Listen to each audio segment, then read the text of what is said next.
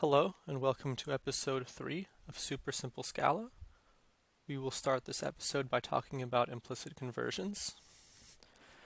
An implicit conversion allows you to convert one type into another by using the adapter pattern from object-oriented programming. What this does is, we'll show you. Say you have an implicit class called intWrapper, which converts an int into an int wrapper. Let's say that the int wrapper class has the ability to print hello. And let's say that we have a method called takeIntWrapper that expects an int wrapper, but we pass in an int. What happens? Now, instead of just running it, I'm actually going to deconstruct the code using the xprinttyper command line option. What this option does is, if you type in compile, it will produce the source code after deconstructing. So let's take this deconstructed source code, take a look at the original source code carefully, and then right underneath it, we're going to provide the deconstructed source code.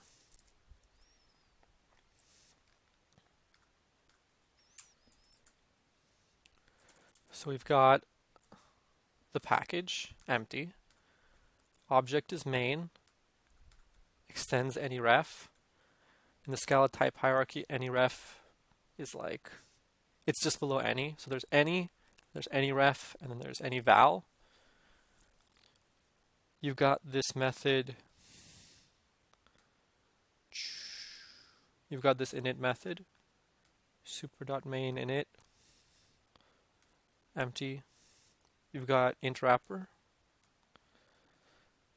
param accessor, this. You've got super, you've got the print hello method, takeIntWrapper. You've got the takeIntWrapper method, then main dot this dot takeIntWrapper main dot this dot intWrapper5.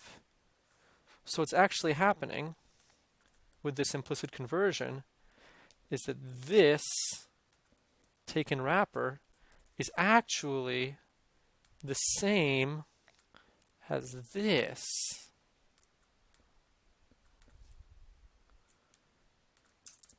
takeIntWrapper main dot this dot intWrapper5, or we can leave that out and it's just intWrapper5. So what's happening here? This is actually the constructor for this class. So you're constructing an instance of intWrapper, and then you're passing that constructed instance of intWrapper into the takeIntWrapper function, so that when you run it, it just prints hello because this method is being called. So now we've learned how to deconstruct the source code and we understand implicit conversions. What else can we understand through this process? Well, let's go to the top. The apply method. Let's go through these really quickly so that we can get to more important stuff. So val list equals list, let's say 1, 2, 3. Let's call them list 1 and list 2. List dot apply 1, 2, 3. This and this are identical. If we were to compile and look at the output, you'll see that list 1 and list 2 both convert to the exact identical processed code, unprocessed code. We did implicit conversions. Whitespace confusion, really quickly. Whenever you use whitespace, the very last thing in the whitespace always has to be the parameter that goes into a method. Always. Right?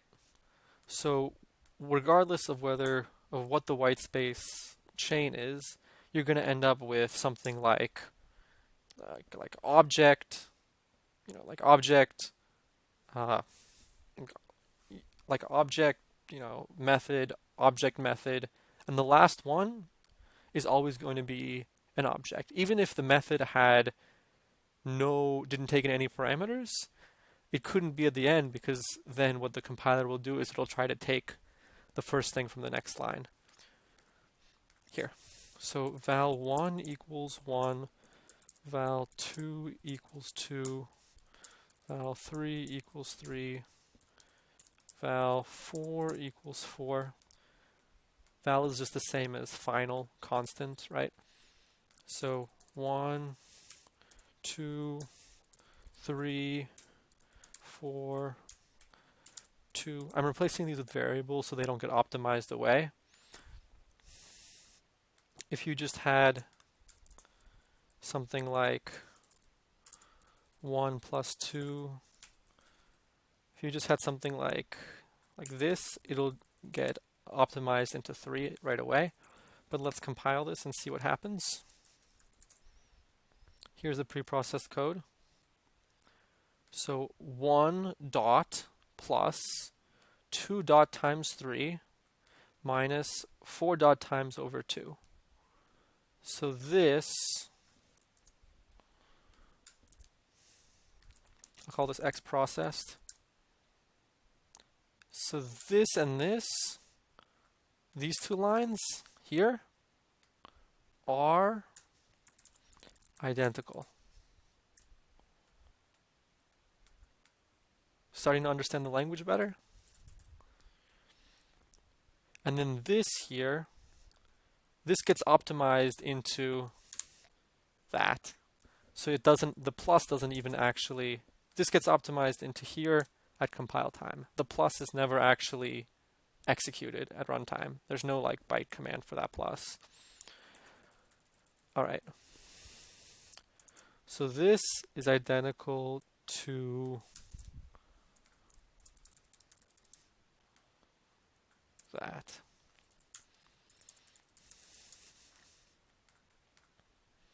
So we got rid of our whitespace confusion. We should understand the syntax a little bit better now. Now that we understand the syntax, let's start diving into our collections.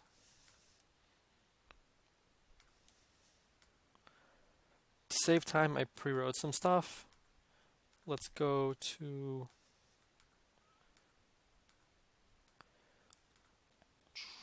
refactor, rename file. Let's call this .old just to hide it from the compiler. And then let's rename this main.scala. And let's call this main. All right. Jumping into don't know what mutable hash maps and traversable onces and everything like that.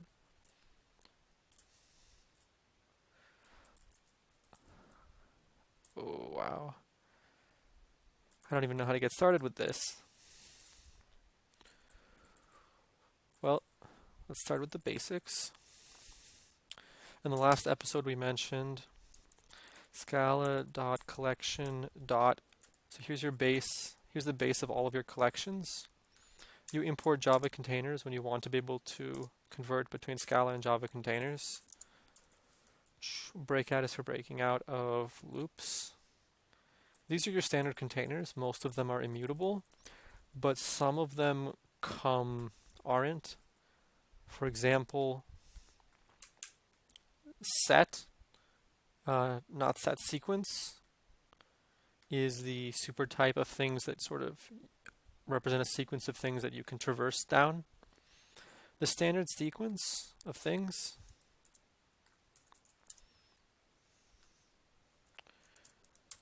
let's call this accept sequence collection.sequence. This actually takes in an array, Java arrays, via implicit conversion, and it also takes in immutable data structures. So under the hood, in order for collection.sequence to be able to handle both your immutable Java arrays and your immutable collections, under the hood, this S actually is mutable, at least for older versions of Scala. And although if you try to use these operations, many of these operations aren't mutating operations. So you're kind of not exactly safe, but it saves a little bit of code at the expense of potential bugs. But then you've got the separation between immutable and mutable for everything from sequences to maps, lists, and whatnots.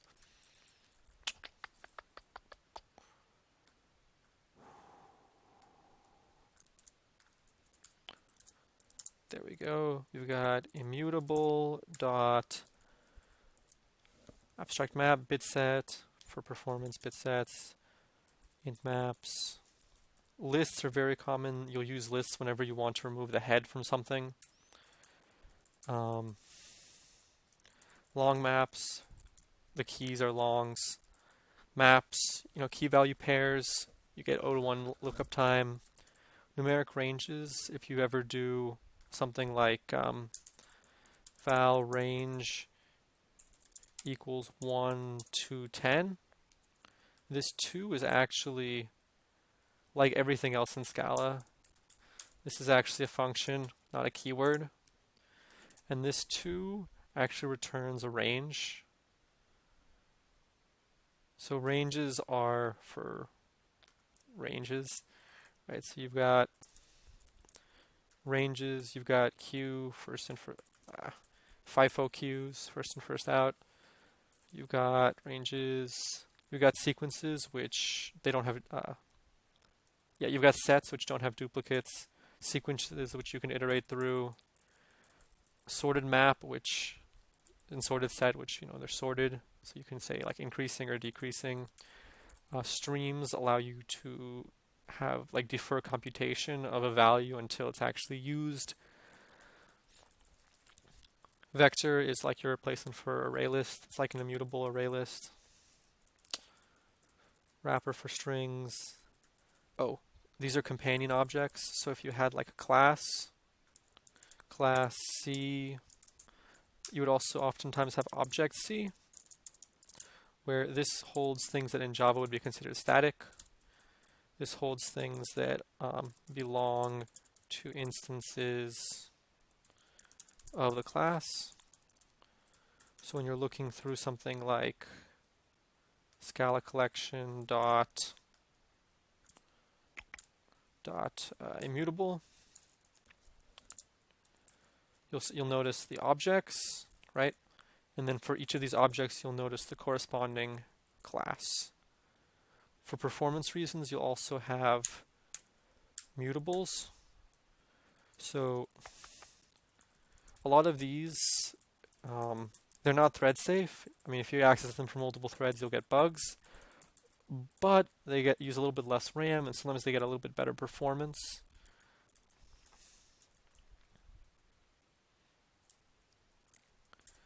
There's also things that are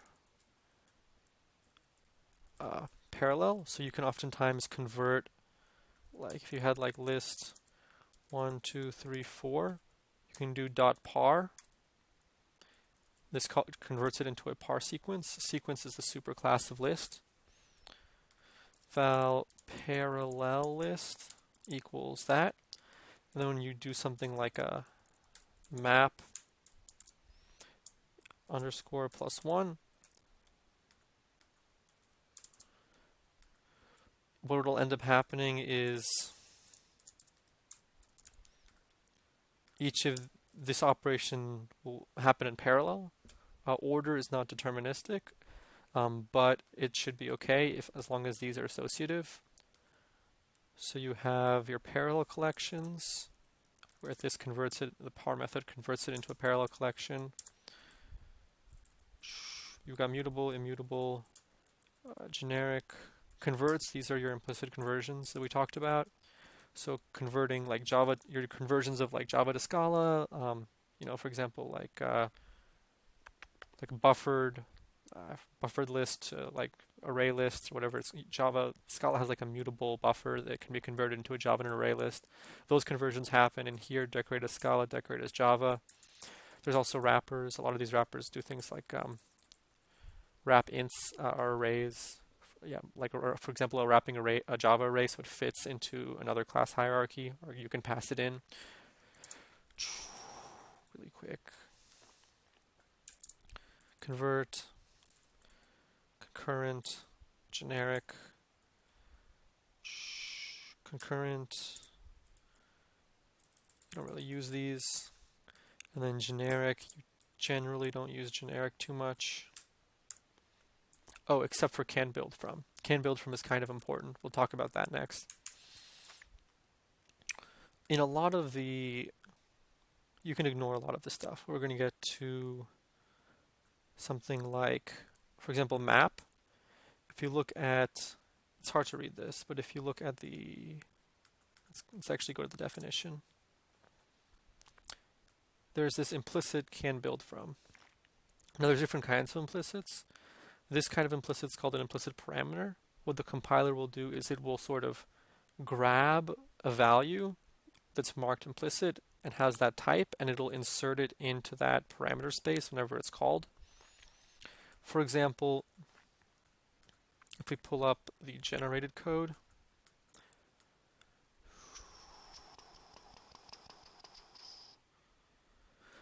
yeah, this is a pretty messy language, but if we look at the generated code where we had accept traversal like, 1, 2, 3, there we go. Here's our map function. If we look at map, it takes in an int and a list of int. We've got our function int +1, and then there's this immutable immutable.this.list .can build from int. I wonder what happens if we would copy this into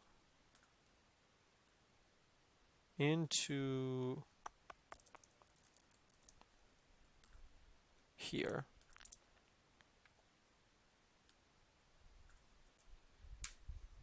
List.can build from int. What is going on here? Well, if we undo that, or redo that, so this is identical to what we had originally. So let's get rid of this distraction. These are identical. So what's happening with this map? It's grabbing an implicit that is of type can build from list something to something that's to that. We can read the documentation later, and I'll explain it more. But basically, if you had something that's like implicit my value, and let's see, you had like let's pretend this is an int equals 5, and then you had something like def, take in int, which had something like implicit I of type int equals println I. What will end up happening if you call take in int is that this implicit here is a signal for the compiler to search for that. So what the compiler will do is it'll insert the value that's implicit. It'll search for it, so it'll search in the scope. It'll search in the scopes of whatever is related to the function, to the values that are being used, and it'll insert that so that these two end up being identical. How do we find implicits? Well, we press Control Shift P, and then my value, double click, Control Shift P, my value, enter, and boom, it tells us that this thing is getting the implicit from here. So now what happens if we do the same thing with map? Control Shift P, can build from. Boom, we found the implicit, right? It's coming from list, where list is right here. So implicits are being searched for in the scope of the object that's calling the method. Okay, there are a few other places where implicits are being searched for, but Control Shift P is what finds our implicits. What does can build from do? We'll find out. Can build from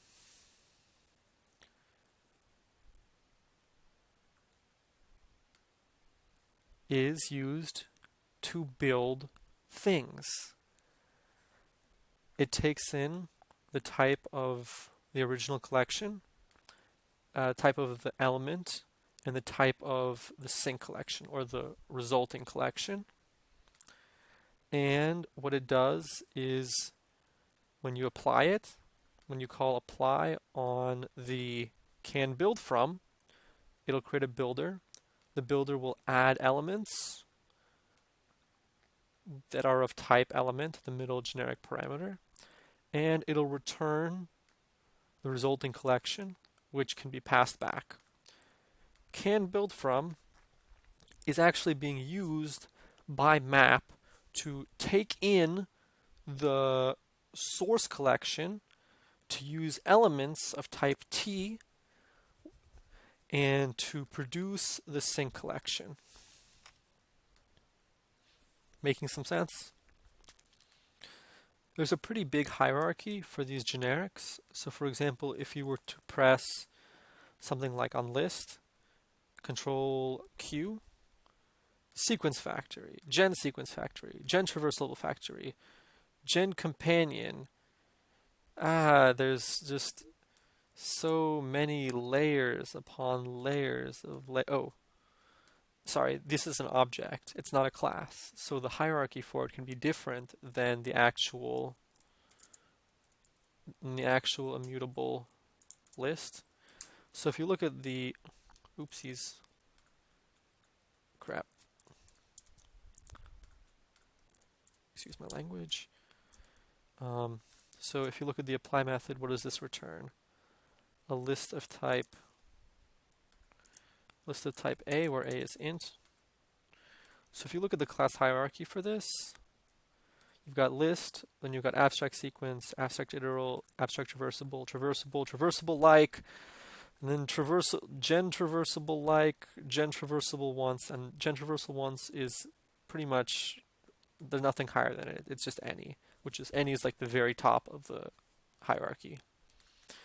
If you want something that can be traversed, that's really general and that can be traversed once, gen traversable once is actually a pretty good super type. So for example, if we had, here we go, gen traversable once takes in a collection, gen traversable once, and then for each, it just prints out that element of the collection. This gen traversable once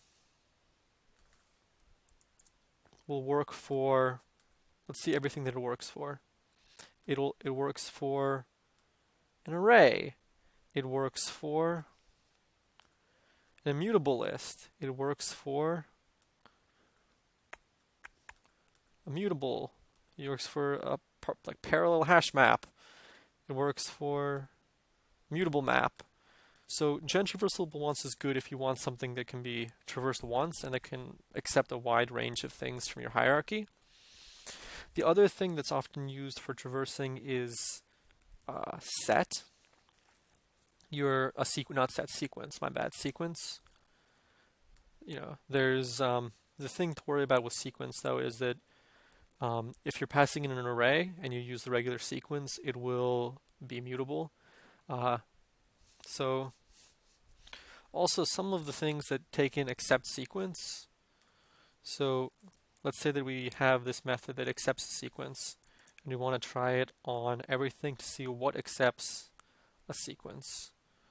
Let's see, accept sequence array. Okay, that works. Accept sequence array list. Not working. Accept sequence mutable list. That works.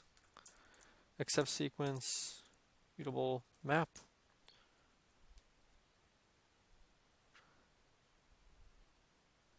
Okay, so mutable map doesn't seem to be working.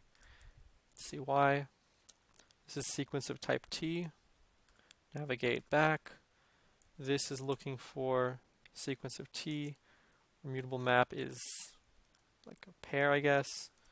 So accept sequence doesn't work here. Let's try accept sequence on Java list. Not working. And last one, accept sequence on mutable hash map. Yeah. So when I want something that is sort of like the most general thing possible, I usually use gen traversable ones, although sometimes sequence works too. Let's see, what else?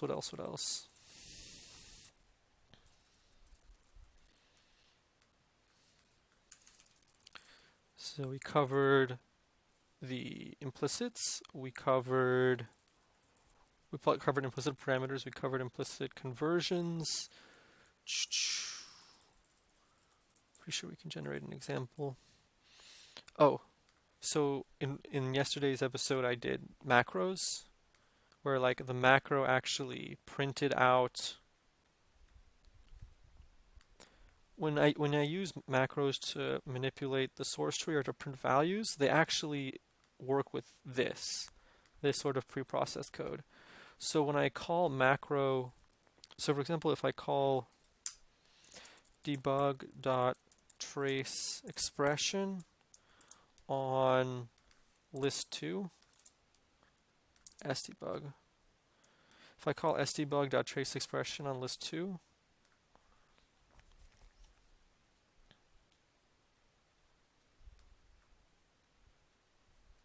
what's going on here? Oh, these two have the same name. Run debug.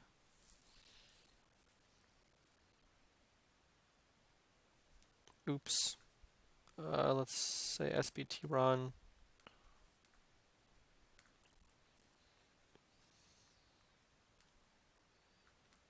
This is probably boring people.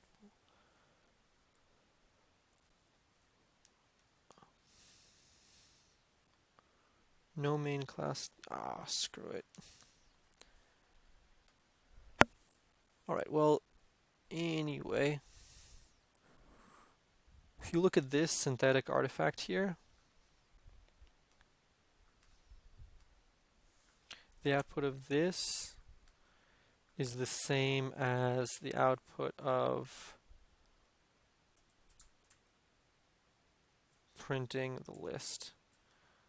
So this and println that mess of, I'm just going to space it out, but sort of this and this, they print the same output because this uses macros, and macros work with this source code, not with the regular source code that you see.